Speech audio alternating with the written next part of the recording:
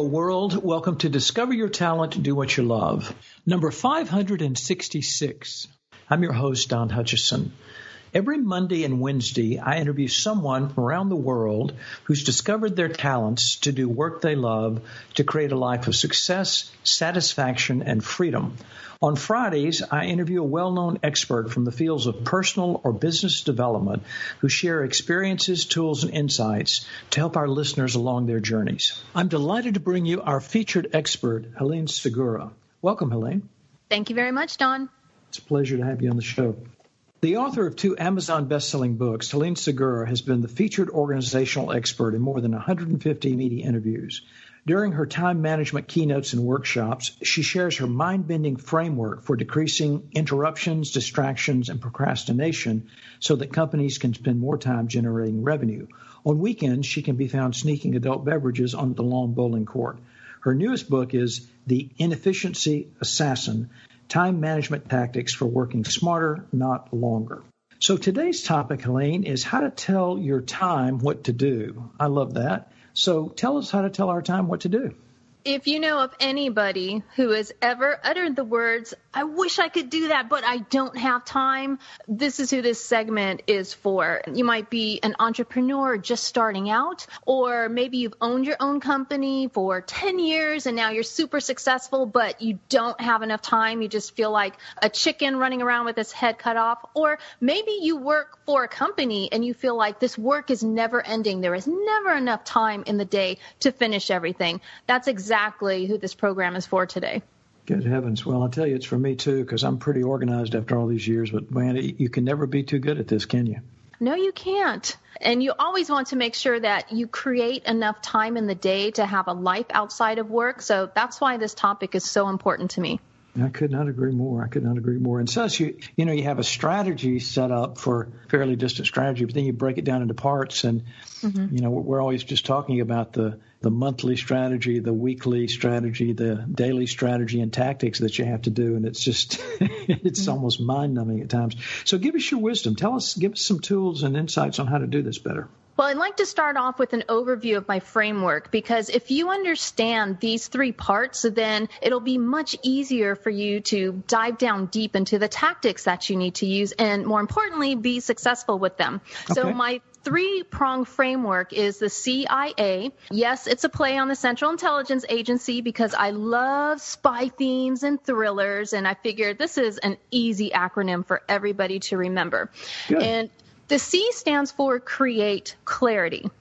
As much as we would all love to run out and buy the perfect calendar or download the perfect task app, if we don't create clarity first, we won't be able to use and utilize that calendar or that task app. So by creating clarity, what we need to do is figure out the most important priorities in our work life and our personal life so we know what it is, what we're working for, and also who we're living for.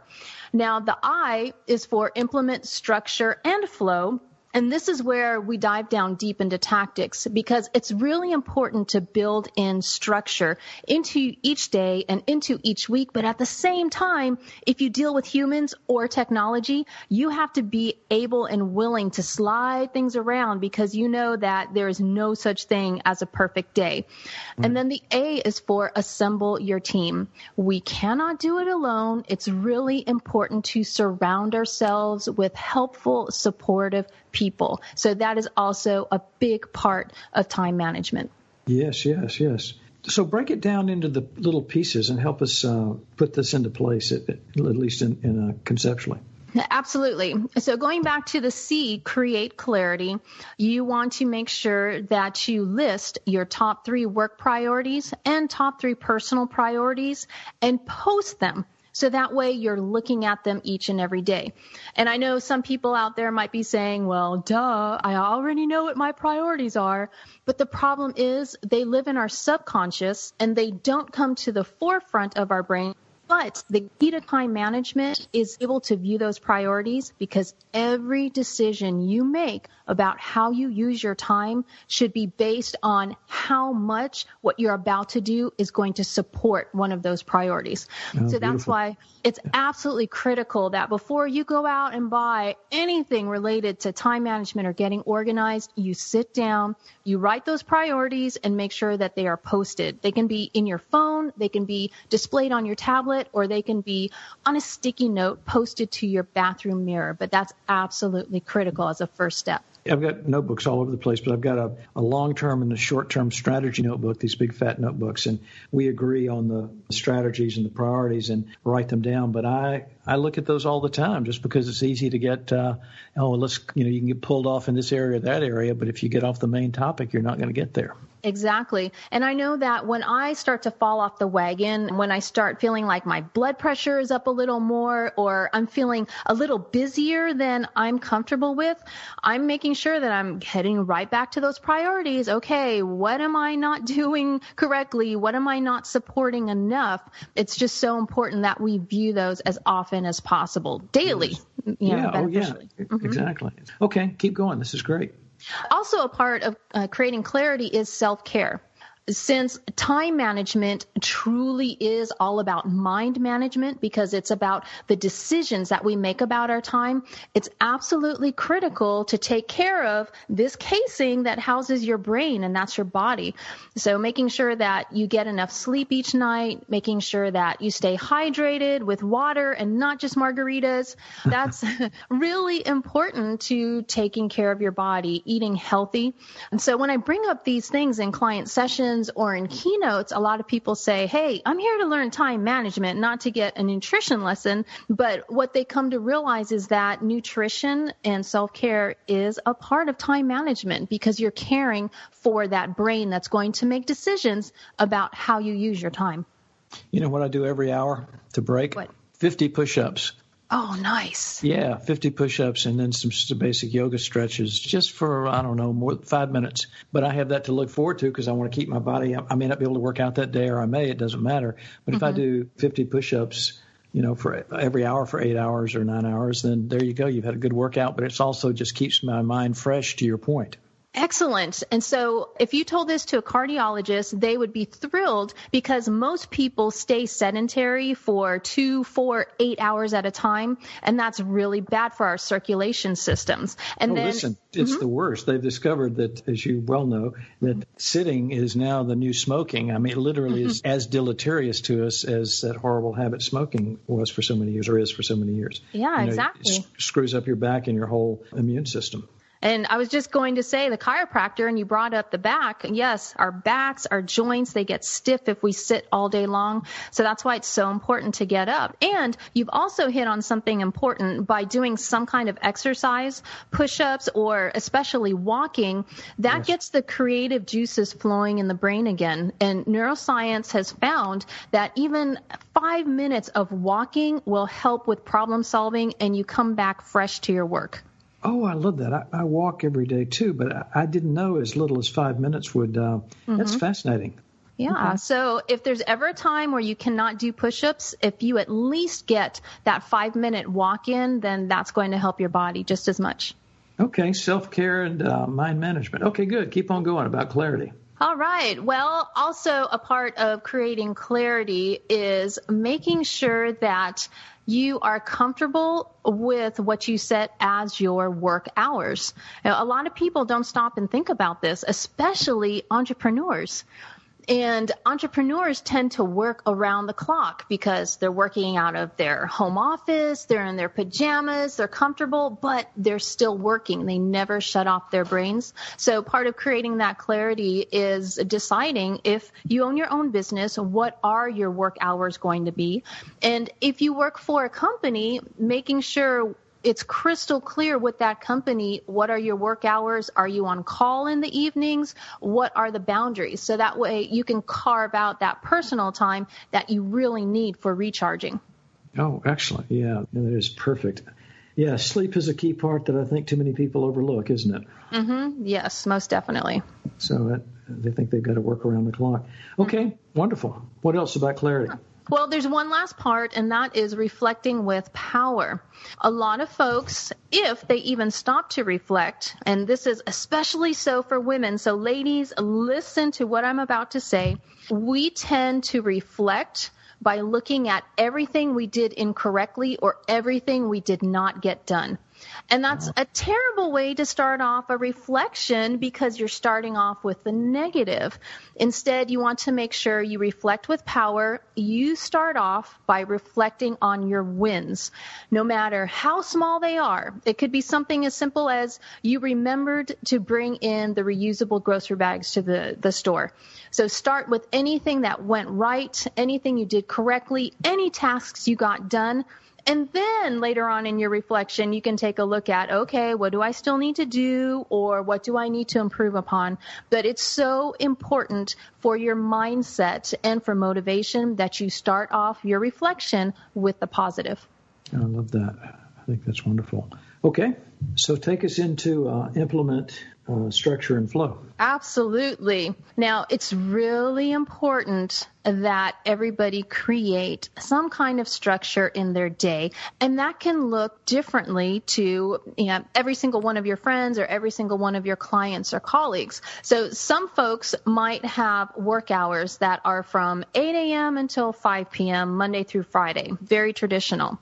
Other folks might have work time blocks, especially if they're entrepreneurs working out of their own homes. So you might actually have work blocks of 8 a.m. to 11 a.m., 2 o'clock to 4 p.m., 6 o'clock to 9 p.m. It doesn't matter what the time blocks are as long as they are right for you. And also this is a discussion that you've had with your family if you're going to be working at times when they're going to be at home. And building in this structure to your day helps everybody else around you understand that this is your work time. And it's pretty obvious when you go into a company, when you're working for that particular business, it's obvious, well, you've walked into the building, you're at work. It's tougher to do that when you're at home, when your family is around you and they keep running into your office because, hey, you're at home, you're working in sweatpants, so you must not really be working. Yes. So by creating this structure of work hours, that helps everybody else around you, especially in a home office environment, realize that this is your work time, and so you really shouldn't be interrupted. Okay, perfect. And then once you have these time blocks established, you want to break down your tasks and decide how much time should you really be spending on all the different parts of your job or on your business. A lot of us tend to go after low-hanging fruit when we're stressed out or when we're procrastinating and we don't feel like working on something, or maybe we've just been interrupted, we forgot what we were working on, and the first thing we jump back to is low-hanging fruit.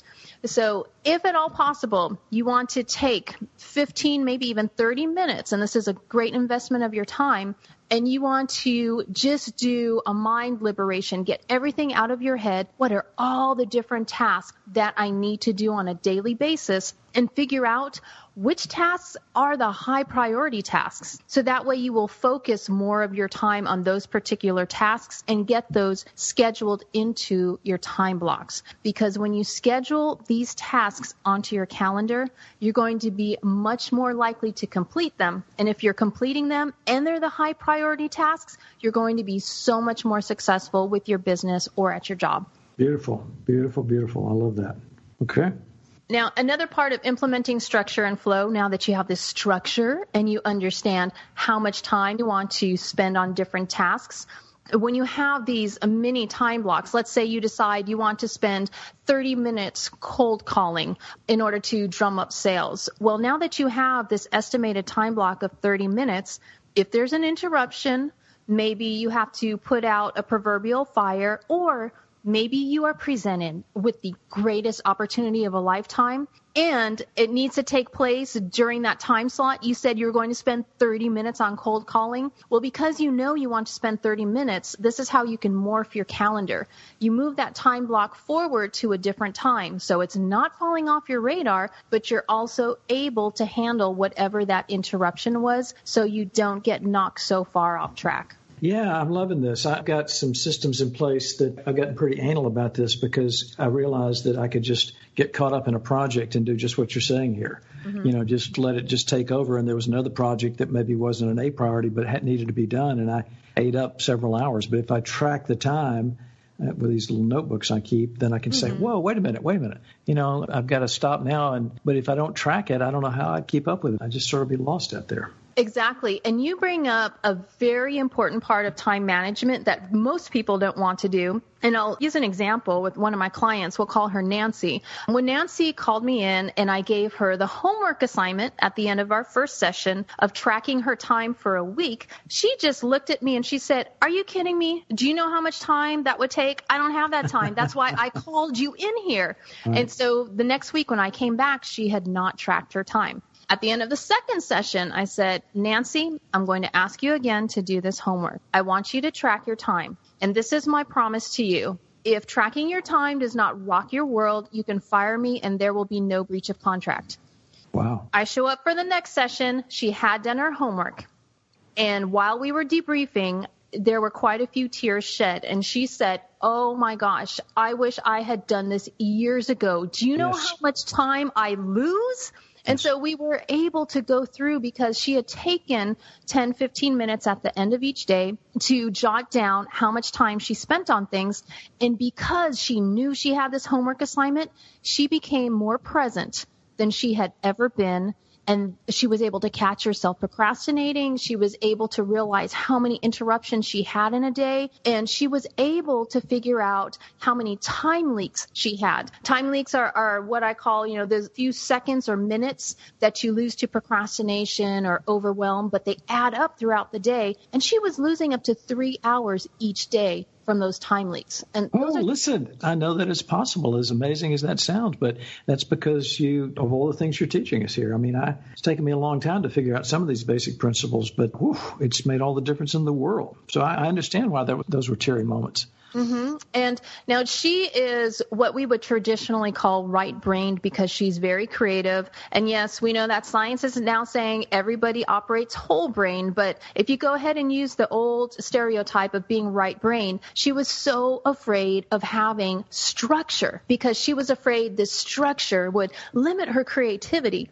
And what she discovered after tracking her time and then allowing me to help her build up the structured time blocks in her day, she realized that her brain had so much more freedom for that creativity because her stress levels had dropped. She was able to focus on things and free up time for all of those more creative projects that she wanted to get done. Well, we've studied for almost 100 years things called innate abilities, which is literally how we're hardwired to communicate, problem solve, and learn. It's one of my passions. And so I understand the right brain, left brain thing, but the fact is your point is absolutely right, because if you have a certain spate of innate abilities that are logical or you don't, I'm very right-brained. I don't have high concept organization, for example. Mm-hmm. So I'm 10 percentile. Doesn't mean I'm not logical. It's not what I do naturally. I am more right-brained. Right. So all these structural things save me vast amounts of time. And if I didn't do them, I would be, oh my gosh, instead of getting a B for productivity every year, I'd get a C-, and that wouldn't work.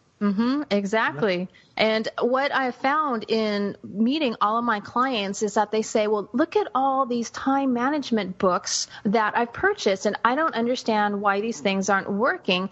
And part of the problem is that so many of the books are presented and geared toward left brain analytical thinkers. So it's very easy to understand those concepts. So if it can be explained to right brain people in a way that they understand and they can be eased into structure, then it's going to be possible for them to be successful with time management. I could not agree more. It's very exciting.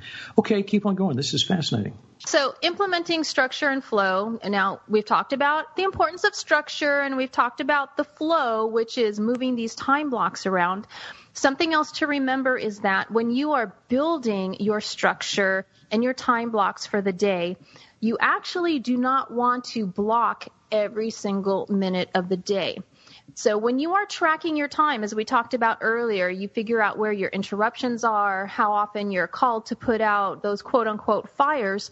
Once you understand how often that happens, number one, we can work on prevention, which we'll talk about a little later. But also number two, you realize how much time you need to pad into your day to allow for these interruptions to happen. So if I'm working with an ER nurse, she is not going to be able to structure 100% of her day. We can structure maybe 10% because 90% of her day is reactionary. She needs to be able to accept whatever patients are coming in. If somebody comes in bruised and battered, she can't just say, can you not interrupt me right now, please, because I need to finish this task. Right. And so that's why it's important to track your time and understand how many interruptions you have so you can decide, okay, should I only schedule out 25% of my day? Can I schedule out 50% of my day? Or can I go up to maybe 75 or 80% of my day? So you do want to have that structure, but at the same time, you don't want to precisely plan out every single minute of your day because, as I mentioned earlier, if you deal with humans or technology, it's just not going to work. Exactly. Beautiful. Those are pretty much the high points for implementing structure and flow, unless you want to dig deep into email management, file management, or anything like that. Let's do A. A, and then we'll see how much time we've got. Okay, great. Well, the A, assemble your team. The example I love to give is James Bond because James Bond is one of my favorite spies. And I love to point out, I realize he's a fictional character, but he is what literature expert Dr. Thomas Shippey calls omnicompetent. The man can do anything. He can fly planes and drive fast cars, and he can shoot any weapon if he needs to get out of a situation. And yet James Bond, Mr. Omnicompetent, has a team, and that's why he's successful. He has M to provide him resources. He has Q who gives him gadgets, and he has Moneypenny who provides him with intel. So if Mr. James Bond needs a team, so do the rest of us. I love this metaphor. That's wonderful. Yeah. And even people who are not fans of James Bond, they've heard of the plots, they've heard of these other characters, and you begin to realize, wow, if he needs this help, so do we. And that's why it's really important that you create both your personal team and your work team. Your personal team should consist of everybody who lives in your household because they've got to be on the same page as you are in order for you to be more successful and in order for them to be successful as well. If you're living in a household of one, like my client Nancy, then we recruited folks to her personal team. We had her 2 adult children on board as well as her best friend. Now, if your personal team lives in your household, then you can have a weekly family meeting to discuss what everybody's priorities are for the week and what everybody's schedules are. That way nothing falls through the cracks and you don't have any more last minute 11 o'clock trips to the store to get materials for a school project. And if your team is not within your household, then you want to schedule 1 or 2 calls a month just to help each other stay accountable and make sure that you're staying on track. You need that personal support. The same is true for work. If you are an entrepreneur and you are a department of one, then you create your work team based on who you're interacting with in your business world. So maybe you subcontract things out, or maybe you have business colleagues in your city, or now, I mean, we're virtual. We're virtually having this podcast, so you can also do virtual calls with your work team. But you want to have people in your corner so you can bounce around ideas and run information by them. And that's why it's important that your work team and your personal team are not filled with yes men or yes women. You want spinach in your teeth friends, the kind of friends who will tell you the truth in a nice way, but they tell you the truth. Exactly. So you want to create those work teams. Now, for anybody who's listening, if they work for a company and they are not assigned a specific department, then start scouting around for different coworkers who you can talk to, especially if you work with them frequently on projects, because those are the folks you need to be in communication with so you can support each other. Beautiful, beautiful. Okay. Is there more to A? That, in a nutshell, is A. We can deep dive into some communication because that's where time management can fall off as well. But in a nutshell, that covers assemble your team. Well, let's take just a few minutes and talk about some specific tactical stuff, just like you said about communication that listeners could benefit from. Absolutely. For some reason, a lot of us are so shy about expressing our feelings when somebody walks in and interrupts us.